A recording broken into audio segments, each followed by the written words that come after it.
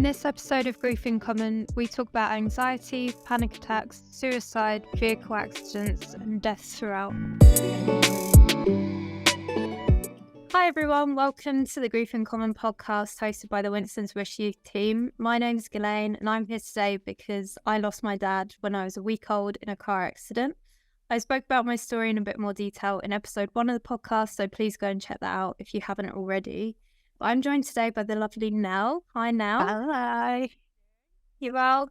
Yeah, I'm all good. How are you? Good. Yes, good too, thank you. So, did you want to give a brief intro as to who you are, why you're here? Yeah, sure. So I'm Nell. I'm 21, and I'm here because my sister passed away just over a year ago, May 2022. She took her own life, and I joined the Winston Wish team kind of shortly after. And How was it you found out about Winston's Wish? it's actually my mum. She works for Winston's Wish. So it kind of was all very coincidental timing that she had just sort of started, and then I went through my loss, and then she was like, look, when you're ready, come and get involved. Nice. Well, yeah, we're very grateful to have you, of course. And I know that today we're going to be talking about a bit of a heavier subject to do with anxiety and OCD around grief. But I'd be really interested to know, what's your definition of anxiety? What is anxiety to you? My definition of anxiety, that's a really difficult one because I think everyone experiences anxiety in very different ways.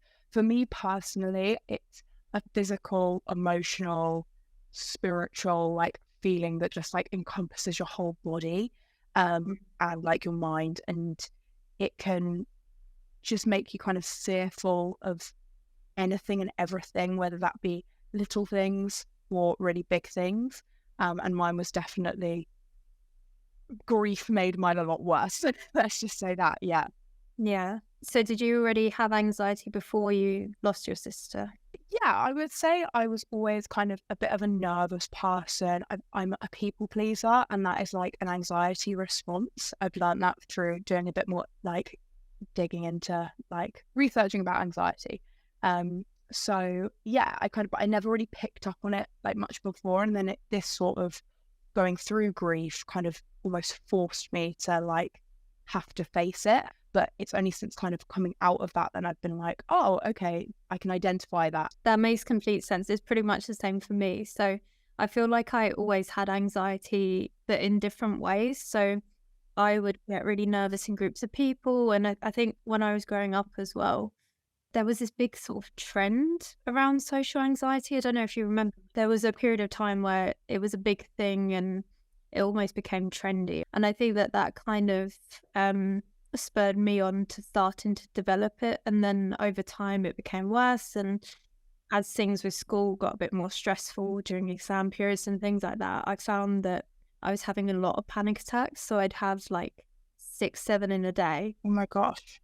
It was just awful. And if anyone hasn't had a panic attack as well, for me personally, I've heard it feels like an asthma attack. So it's almost like you can't really breathe, and you're sort of struggling to do things because you're concentrated on how you can't really breathe. And where I lost my dad when I was a week old, I feel like I never necessarily associated the two. I thought it was just something completely different.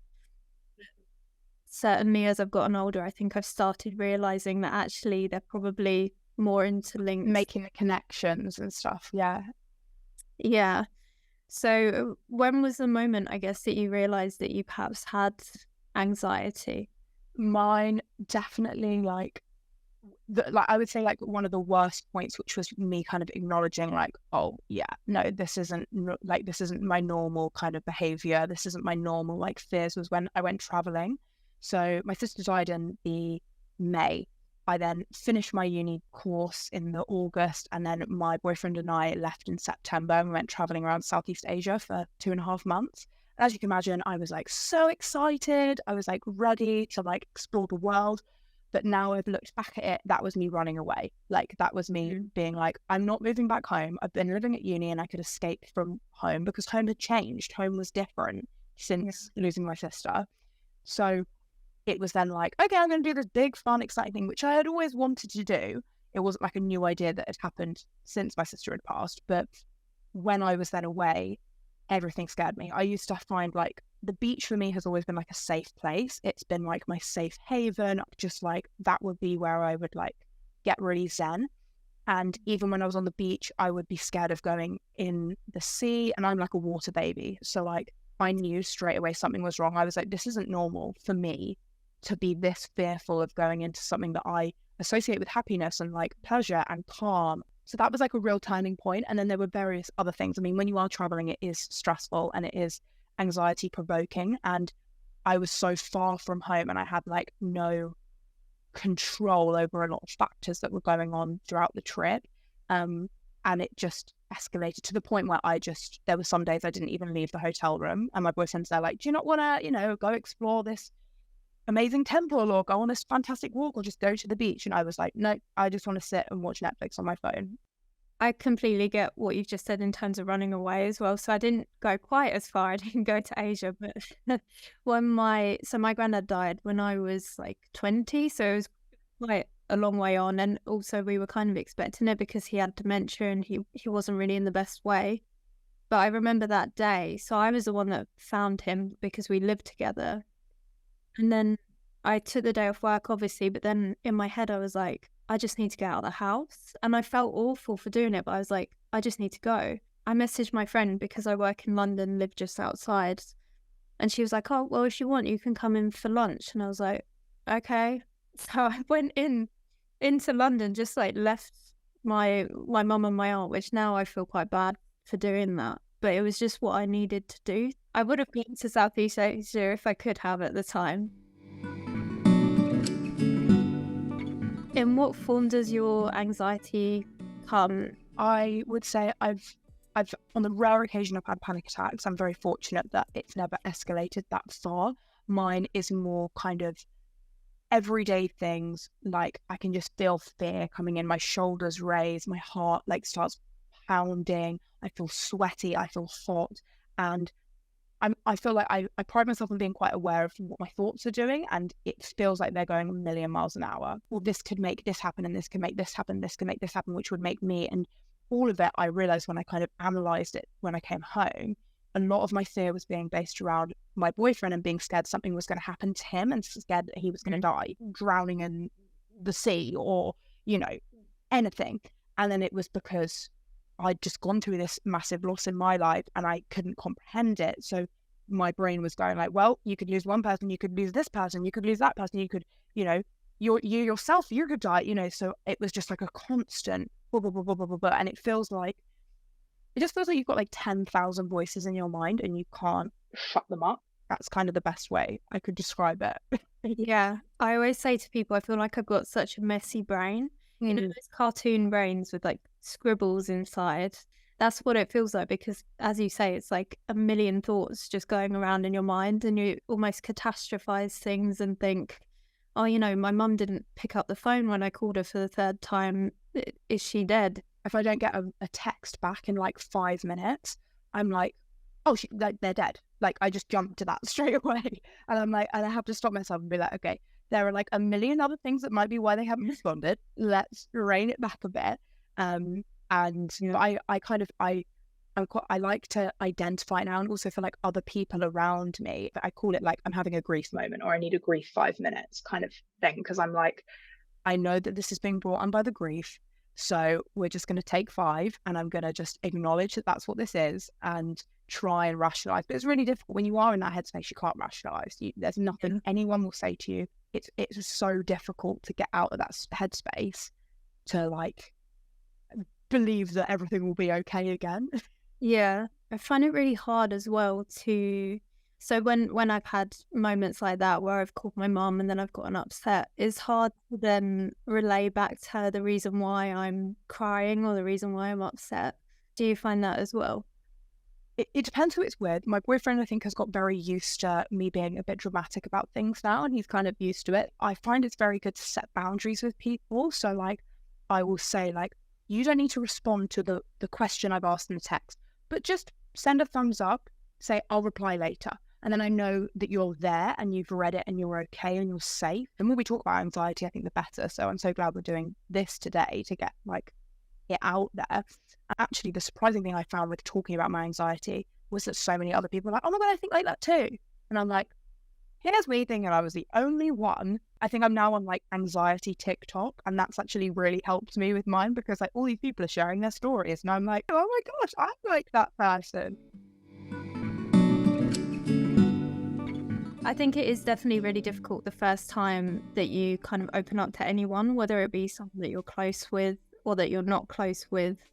I think for me, I remember having those first initial conversations where I really, looking back, barely said anything, but just saying to a couple of friends in school, I feel a bit anxious, I don't really like, I've never been clubbing, I've never been to a party. Everyone else when I was in school went clubbing, but I used to get really anxious at the idea of that. So people would invite me and I'd be like, look, I'm really sorry, I can't come, and I just make up an excuse and say someone's birthday or something. But I remember that as soon as I sort of started having those conversations, even though I barely said anything really, I felt my shoulders drop. So it's funny that you say that about them going up as well, because they felt so tight and I didn't realise until after they started dropping. Obviously, everyone suffers from stress and anxiety to a point. So everyone's going to naturally have that sometimes, but it's nice to not have it all the time. I think the point you were making about like that first initial like kind of admitting, I hate that term, like admitting like it's something wrong, because it's not, but telling people and making them aware of like how you're feeling. I think especially if you are linking it with grief, that is when conversations get awkward. And I hate that, because although grief is something that I'm pretty sure like 90% of the population will go through at some point in their life, for me personally, I feel like it's such a like awkward, weird subject to want to talk about, and I hate that. So when you start linking, you're like, oh, I'm just feeling a bit anxious because, and you're like, okay, do I delve into the whole thing, or do I just be like, oh, because I'm just having an off day, like, or is it, well, my sister died, and it's like, oh, you feel everyone else's shoulders in the room. Yeah, honestly, I've had that so many times with people our age, my age, and then also with older people, proper adults, as I like to call them. Yeah, it's so tricky, and it's people say like, oh, well, what's the right thing to say? What do we say? And it's like, there's a lot of wrong things you could say.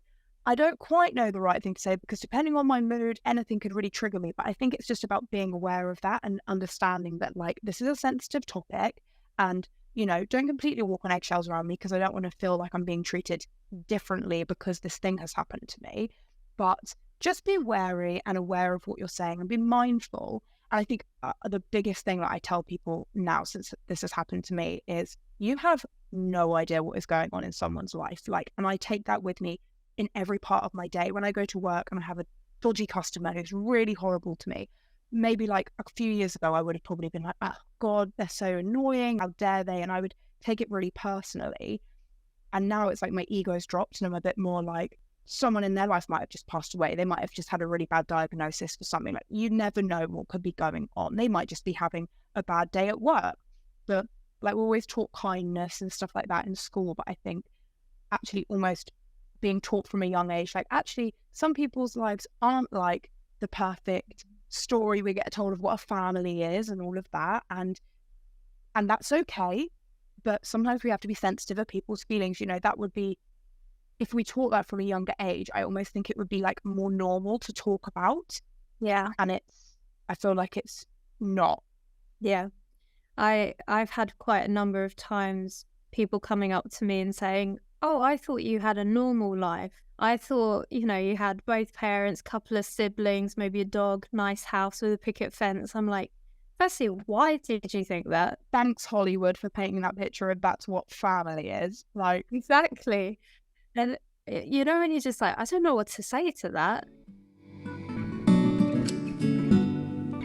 Are there any methods that you've found really help you to alleviate your symptoms? I'm fairly spiritual. I like to meditate. And if you told me that like 5 years ago, I would have probably laughed in your face and been like, yeah, I'm not going to do that. But I find like deep breathing and getting very present at the beginning of my day or the end of my day or it doesn't even need to be at the beginning or the end. At some point in my day, I think all of our lives are so busy. When you're working, when you're at school, you constantly think about what people are thinking about you. You're thinking about whether you're doing a good job. You're thinking about, there's all these thoughts. And then you throw the grief in there and it's like, whoa, we've got like an entire conversation of 30 going on in one brain.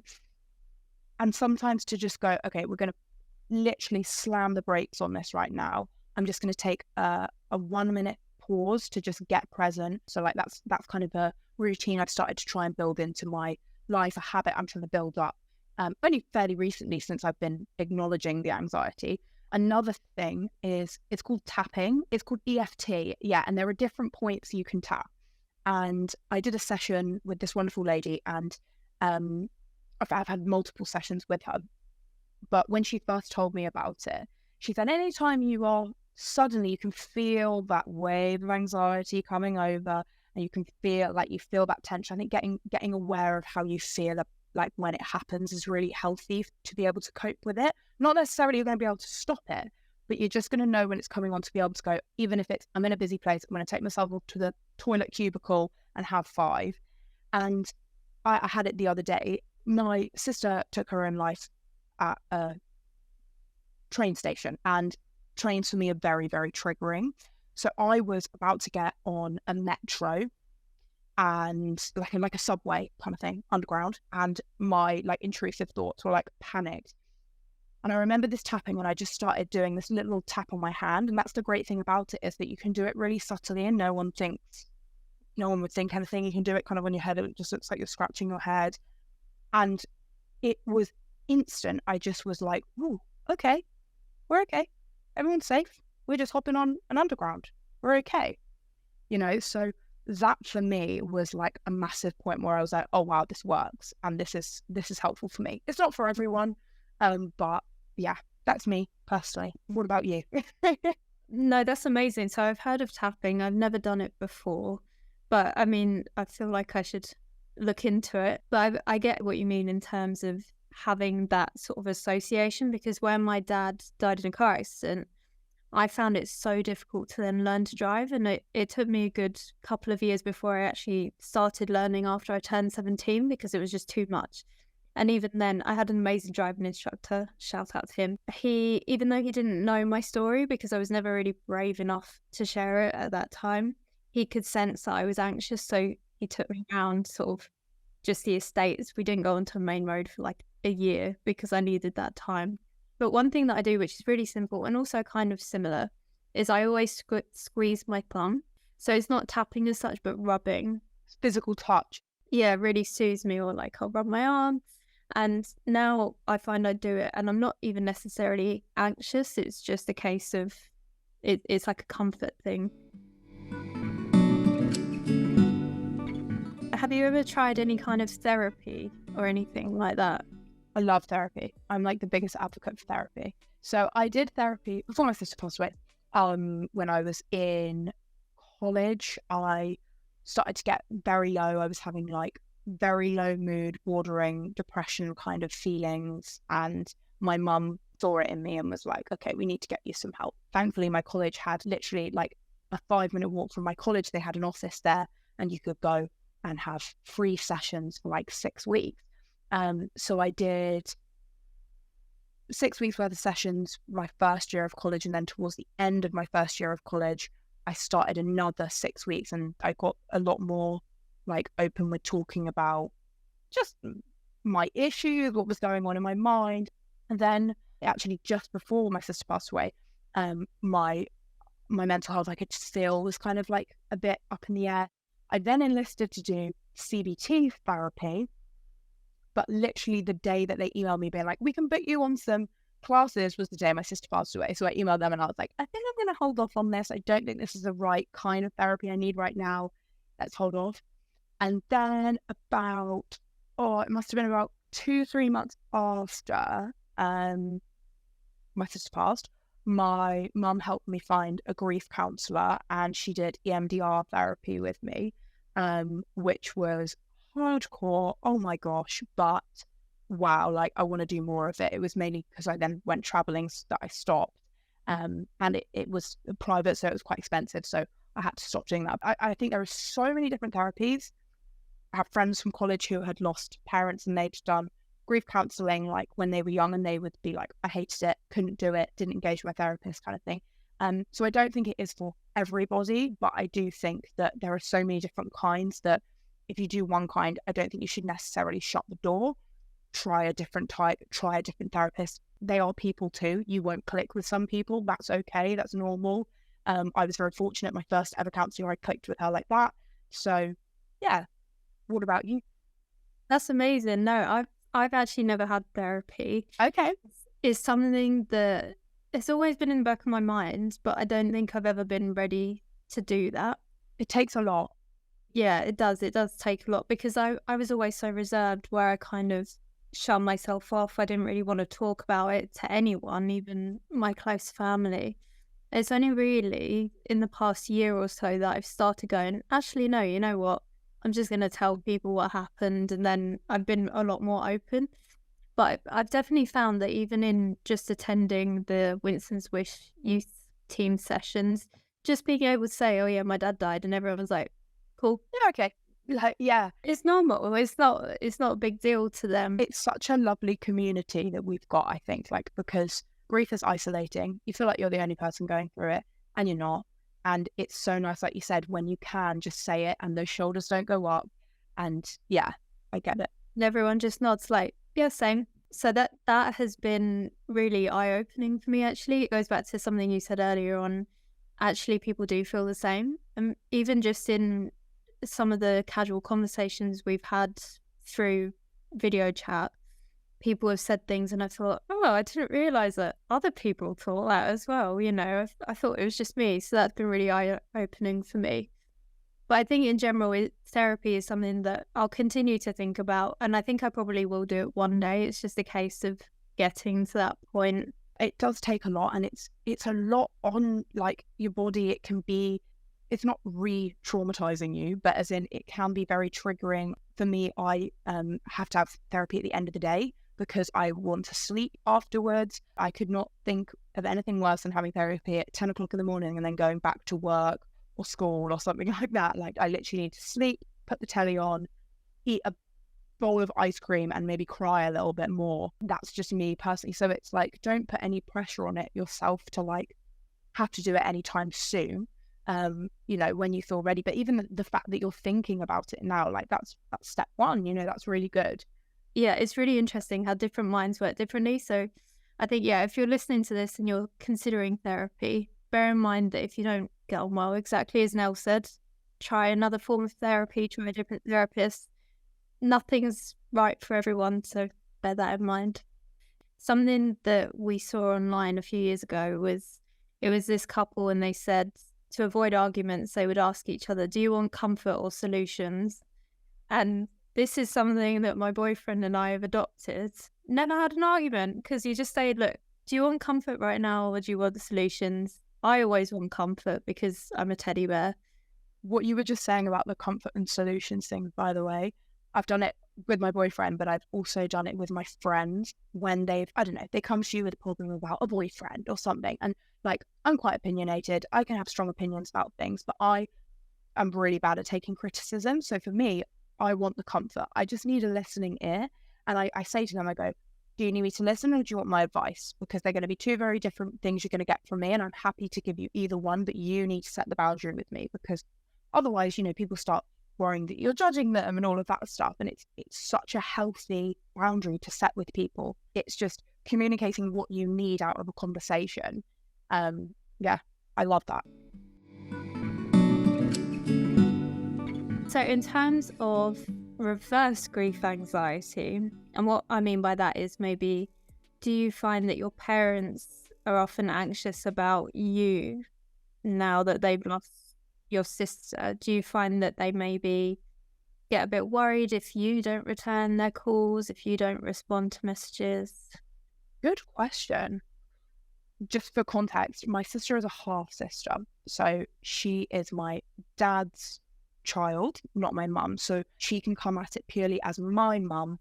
And obviously she is still experiencing some grief from it, but it's far different from my dad. The way he will be reacting to things I say is very different. So I would say less so much with my mum, but I would say, yeah, my dad is maybe a bit more in tune with mental health a lot more since this has happened, because I think maybe 3-4 years ago, this wasn't even really a conversation. It was stuff that happened to other families, not ours. And since it happening, I think he's, when I now go, oh, I'm having therapy, he'll be like, oh, cool. Whereas before it was almost, he would always be a bit like, oh, why are you doing that? Like, are you ill? What's kind of wrong? Whereas now it's a bit more accepted. But I don't know as much about the anxiety thing personally.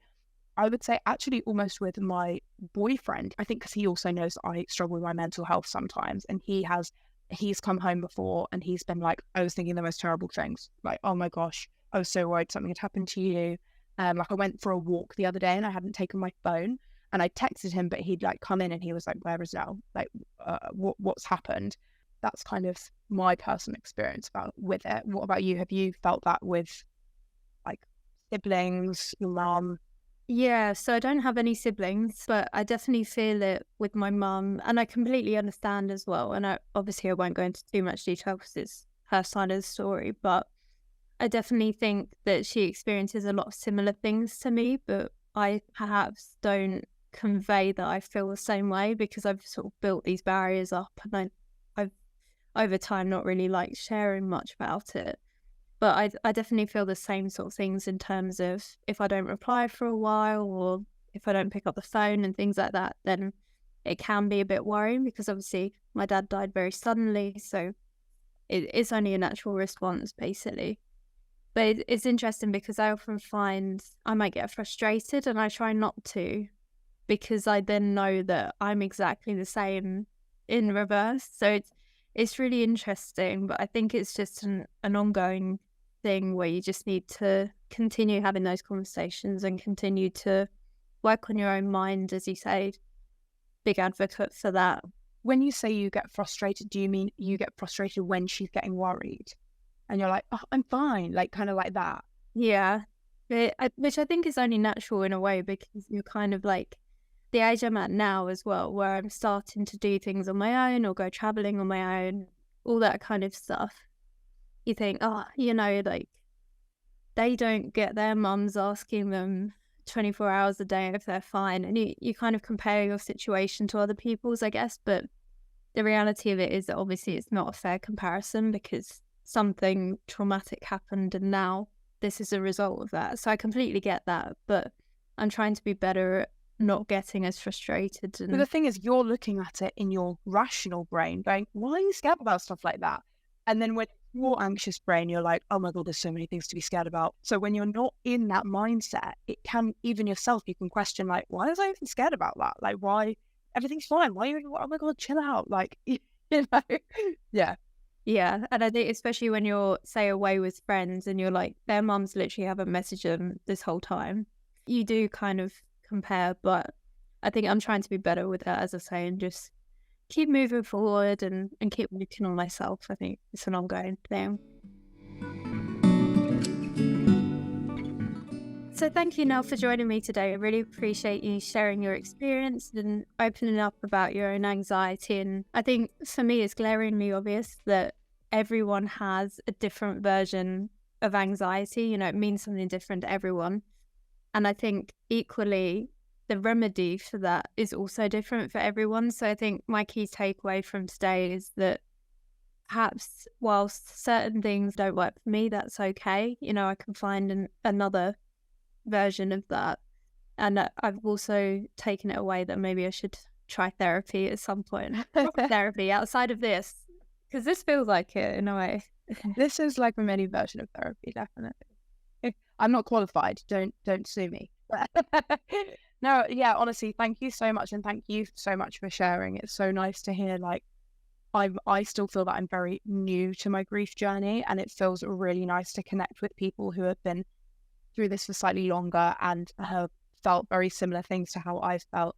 I mean, yeah, similar takeaways, like there's no correct way to heal. There's no correct way to have anxiety. There's no correct way to deal with your anxiety. It's just kind of give different things a go, be open-minded about different things, and be a listening ear or giving advice. That's something else I want everyone to take away from. Comfort or solution. I know that we're going to film another episode now where we focus a bit more on grief OCD and my experience with that. So I'll look forward to that.